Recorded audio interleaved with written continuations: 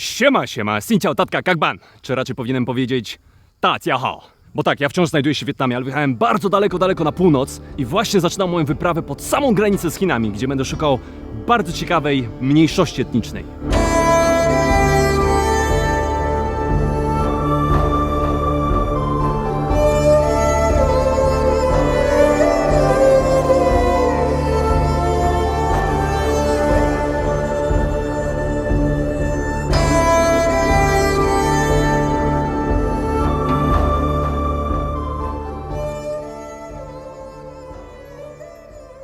Ja dzisiaj będę poszukiwał Wietnamczyków pochodzenia chińskiego, którzy żyją na terenie Wietnamu. Ta mniejszość etniczna w języku wietnamskim nazywa się Người Hoa, co prawdopodobnie pochodzi z języka chińskiego, bo w języku chińskim Huaren oznacza po prostu Chińczyków, którzy żyją poza granicami Chin. Ja teraz będę opuszczał te tereny, wsiadam na mój nowy motor i wyruszamy na północ Wietnamu.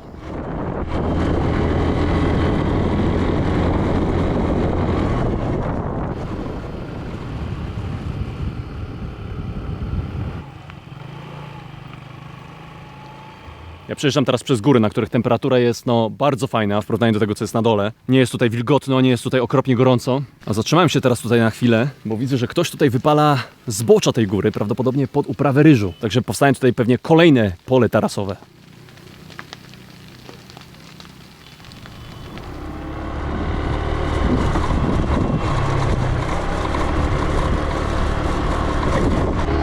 To już będzie chyba ostatni kadr na dzisiaj. Spotkałem tutaj dzieci lokalnej mniejszości etnicznej. O nich może będzie też odcinek. Chào là ngày Mông, đúng không? Thì tiếng Mông xin chào nói thế nào? Là nho rồng. Nho rong. 1, 2, 3, 4 nói thế nào? I o p plau. I Chào o cha chị chú cậu. ple P pe plau. plau. I o pe plau. Plau chi. Khó lắm. Chi. I o ple. Życie na tych terenach jest trochę mniej skomplikowane. Dzieci się tutaj bawią, a rodzice pewnie gdzieś w polu jeszcze pracują do późna, do samej nocy. Nigdy nie słyszałem żadnego słowa w języku Hmong, także jest to dla mnie ciekawe. Te dzieci uczyły mnie liczenia. I, a, pe, plau, a i, a to brzmi kompletnie jak po chińsku. Po chińsku mamy 1, 2, to jest i, r. W każdym razie, mi zostało jeszcze 2 godziny drogi. Ściemnia się tutaj, mam piękny zachód słońca, przechodzący przez te drzewa iglaste. Widzimy się jutro rano.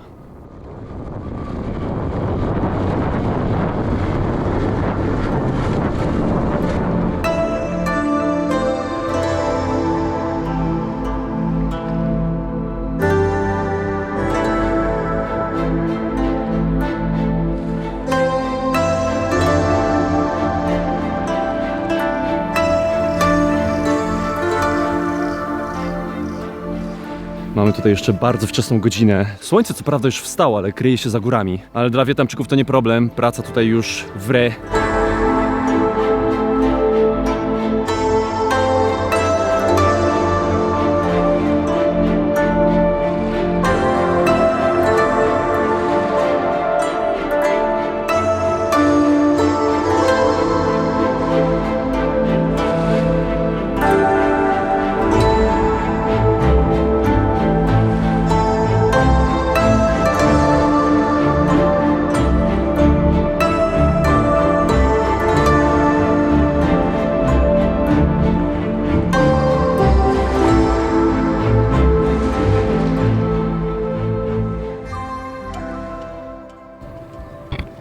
Các cháu đi đâu?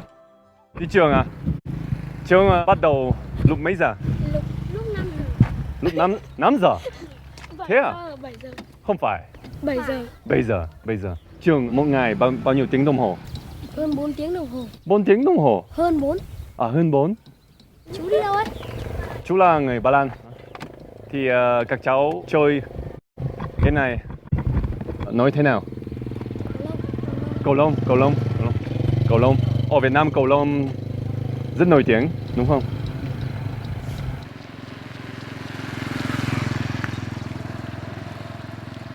A tutaj natknąłem się na kolejną bardzo ciekawą rzecz. Mamy pola uprawne, pola ryżowe i wśród tych pól mamy pochowanych ludzi, mnóstwo grobów. Bardzo mi to przypomina, jak ludzie są chowani w Turcji. U Chemsinów widziałem coś bardzo podobnego. Ludzie zamiast na polach ryżowych byli chowani na polach herbacianych. Anh ơi, em đang tìm dân tộc thiểu số tên là Người Hoa. Người Hoa. Ở đây Ở lăng này có không? Không có. Không có. Thì em phải đi đâu? Người Đi đường Hoa này thì đi vào Cao Mã. đi vào Cao Mã mới có nhờ đường này. Đi đến biên giới Trung Quốc, đúng không? Đúng rồi. Cảm ơn.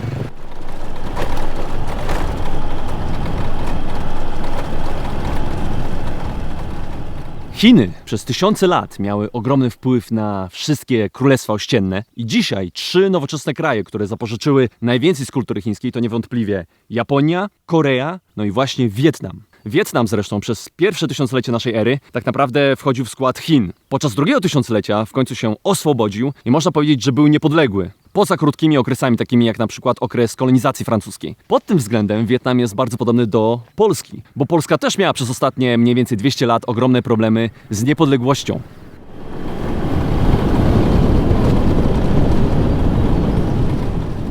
No tutaj mi się pojawia pierwszy zakaz. Tutaj wchodzić nie będziemy. Tak w ogóle, żeby tutaj przyjechać i podróżować przy tych terenach zaraz przy granicy, musiałem załatwić specjalny papierek. Łatwo nie było, ale udało się i jestem tutaj w pełni legalnie. Xin chào, các anh có biết không làng của người Hoa ở đâu? Không, làng của người Hoa nhỉ? Người Hoa, Cao Mã đúng không? Cao Mã. Anh cứ ra đường này đi có đường. Ok, ok. Có đường. Bạn này lên Cao Mã. Không biết đi đâu đâu. À đi Cao Mã, bạn đi lên chỗ nào? Cao Mã. Em đây anh À, ơi. Cao Mã đây bạn ơi. Em đi đường này. Ok, ok, ok. Ở đó có người Hoa, đúng không? Người Hoa, người Hoa. Người Hoa, Ok. người Hoa. Họ có nói tiếng Hoa không? À, họ không, họ nói tiếng Việt. Tiếng Việt, ok. Việt ok. Việt Nam. Ok. Okej, okej. Okej, kamienia. Dobra, mamy namiary. Jedziemy do wioski, która nazywa się Kaomapo. I tam znajdziemy tą chińską mniejszość etniczną. Co prawda panowie tutaj mi mówią, że tam nikt nie będzie mówił po chińsku, ale zobaczymy. Klimat jest tu niesamowity. Przejechałem przez jedno pasmo górskie i nagle wszystko się zmieniło. Wcześniej było pochmurnie i chłodno, a teraz jest słonecznie i gorąco wręcz. Zaraz będę musiał ściągnąć tą bluzę. Te wszystkie wioski są właśnie poddzielane takimi pasmami górskimi. Kiedyś jak tutaj nie było drogi, to rozumiem, że bardzo rzadko ci ludzie się przemieszczali. No to naprawdę, jak musiała tutaj wyglądać migracja te setki lat temu, albo podczas wojny wietnamskiej nawet, kiedy no tej drogi, rozumiem, na pewno takiej drogi w takim stanie nie było. Jak tutaj się poruszali żołnierze, partyzantka, no to musiały być srogie przeprawy.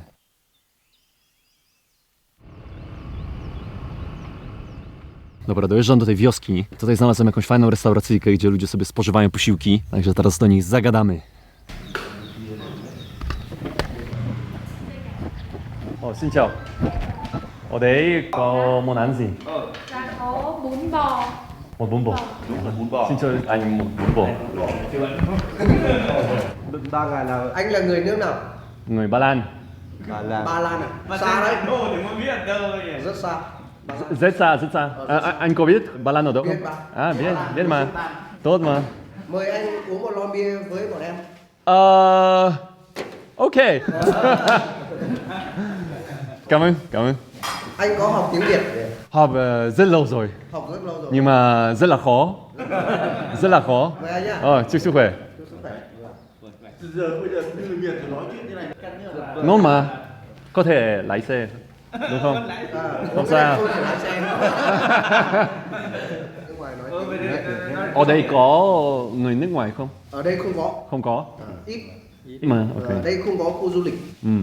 Không có khu du lịch cho nên là. Nhưng mà ở đây có rất nhiều dân tộc thiểu số, đúng không? Các anh là người Mông hay Người Dao? Người Dao. Ok, ok, ok, ok. Em hiểu, em hiểu. đây có thầy giáo là người Kinh. Ông này là thầy giáo. Thầy giáo? Dạy gì? Môn gì? Thể dục. Thể dục. À, ok, ok, ok. Thì rất khỏe. Sao uống bia thì thể dục tốt hơn? Vâng vâng đúng rồi. Cảm ơn nhé. Có vẻ rất ngon. Siêu ấy qua trường lớp ấy. Ok. Nói thế là biết là qua trường lớp. Ok, cảm ơn.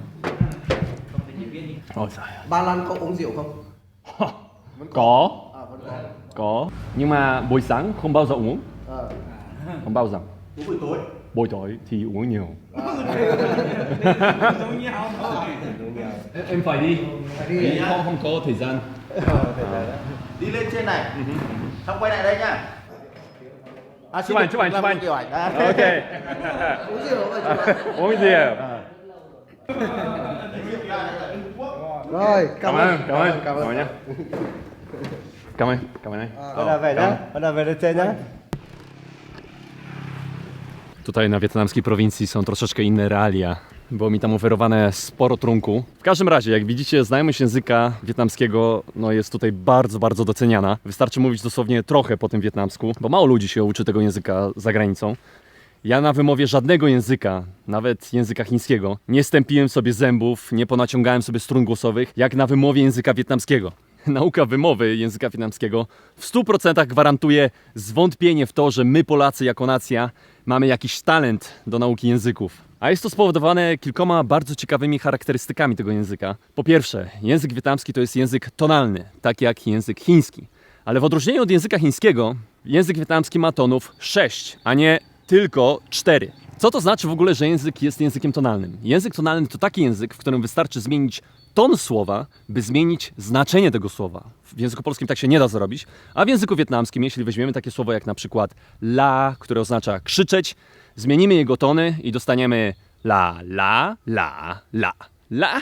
I te słowa, które brzmią bardzo podobnie dla Polaka, zmieniłem tylko ton tych słów, oznaczają zupełnie co innego. Dostajemy 6 różnych znaczeń. Uwierzcie mi, tych trudnych zagadnień, charakterystyk w języku wietnamskim jest jeszcze sporo, ale na razie zaprzestaniemy. Jeśli chcecie się dowiedzieć więcej, to zapraszam na mój drugi kanał. A teraz będę z powrotem wsiadał na motor i jedziemy szukać ludzi Ngay Hua.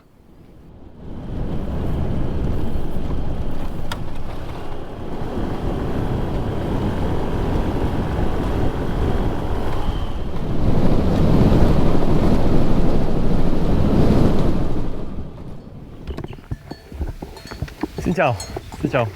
Anh sống ở đây không? Vâng. Anh là người Hoa à? Dạ. Thế à? Cháu. Cháu, cháu. Không phải là con. Không. Không.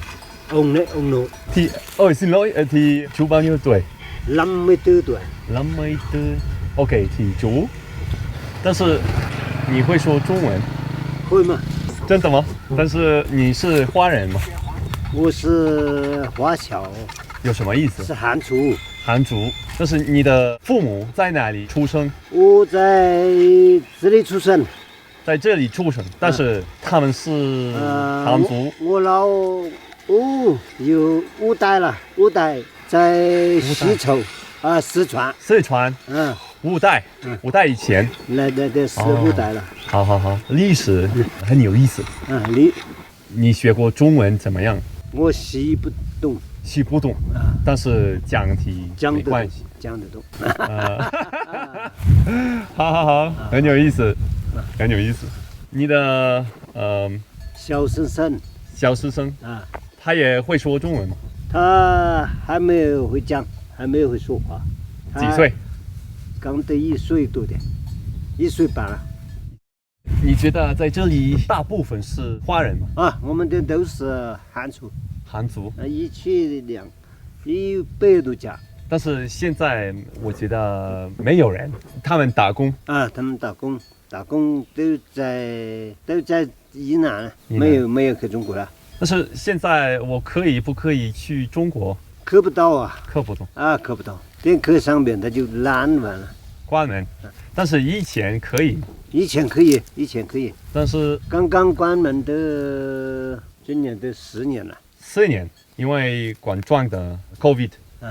COVID。但是我可以看吗？可以。No i chyba wszystko się zgadza. Ten pan powiedział, że jego rodzina, jego przodkowie przybyli tutaj 5 pokoleń wcześniej. Z bardzo odległej prowincji w ogóle chińskiej, Syczuanu. To jest prowincja mniej więcej pośrodku Chin, słynąca z bardzo ostrej kuchni.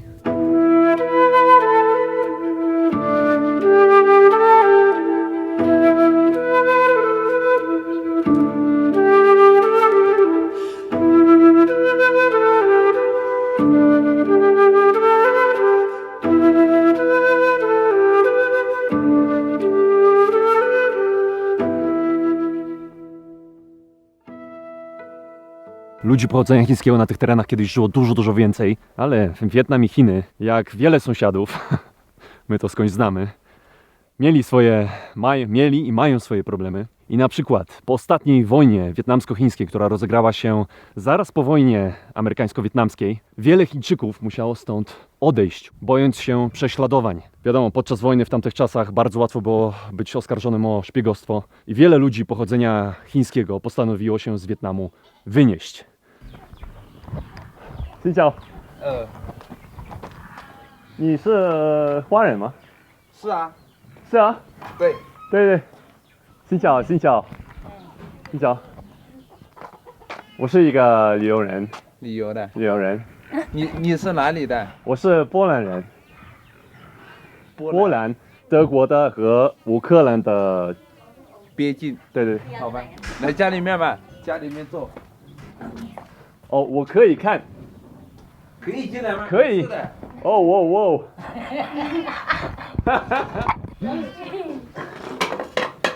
是什么？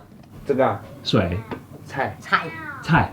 为什么在这里完全的人口是四川的？就是以前他那个还没有吃的时候嘛，就是那个叫什么逃难，就是这里去那里去的，找吃的就搬着就过来嘛。对你们来说，越南语还是中文更容易说？我们平时说都是那个中文便宜说嘛。给你说，对，我们是汉族嘛。哦，这个是什么？那个猪肉啊，猪肉，好。我觉得你的普通话很转我的普通话是以前我去中国打工，啊。去打工 OK 在什么城市？在那个广州，广州，广州。就在广州广东。我不明白，你的父母在四川出生？我父母就在这里，他是我爷爷在四川出生。也不是四川，我爷爷的爷爷应该是。啊，要不拿去照了，我没有工作，就这里做，想做什么就做。应该稀饭。我们这里的风俗吃饭吃得早，跟中国一样的。要是跟我们越南的那个风俗的话，他们要晚上7点钟吃饭，是不是？还是好多说帮陈老嘛，有几班？有几把不来，啊，65年他才反正不行。跟我们吃饭。 OK， 谢谢。我尝试，我觉得很好吃。好吃呀。吃啊，吃饭。哦，谢谢。来吃饭。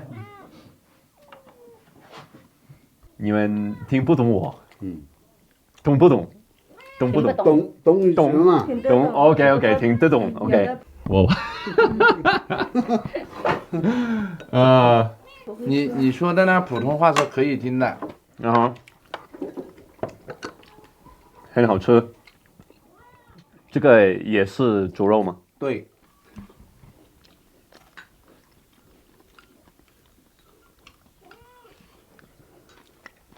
这个呢是什么？我都不知道怎么说。越南语。mang OK。波兰语是 bambus。你们的话是不是？我们的话。你们的国家的名字越南语怎么说？巴兰。巴拉呢？巴兰。波兰巴兰。走向街吧。谢谢，很好吃。OK， 谢谢。但是对我来说怎么说？很早。对你吃不习惯这个时候。哦，咁樣喺我哋大埔洲落幾多年而家俾個整條車都4六天。你们是好人。我们这里的人都是这样的嘛，但是我们出门也是一样的嘛。谢谢，拜拜。没事，再见。再见。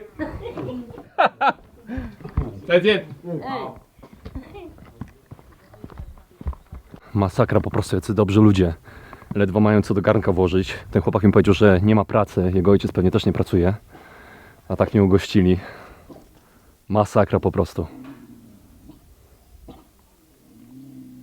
Dobra, pojedziemy teraz pod granicę, bo zostało mi już bardzo mało czasu, zanim się tutaj ściemni. Także zobaczymy jeszcze granicę i będziemy spadać.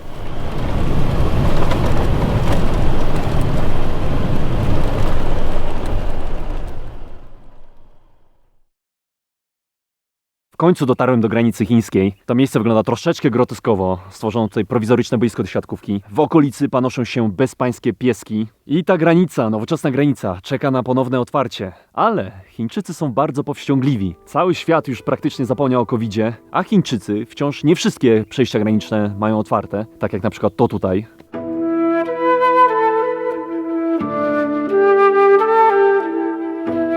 Pomyśleć, że 100 lat temu Ho Chi Minh, najważniejsza postać historyczna nowoczesnego Wietnamu, nie miał absolutnie żadnego problemu przejścia przez tą granicę. Wracał on do Wietnamu po kilkudziesięciu latach wędrówki z planem zmobilizowania swoich pobratymców do walki przeciwko francuskim kolonizatorom. A dzisiaj ta granica jest nie do przejścia, bardzo szczelna. No i nic, będziemy kończyć opowiadanie o tej granicy północno-wietnamskiej i o ludziach pochodzenia chińskiego, którzy tutaj żyją.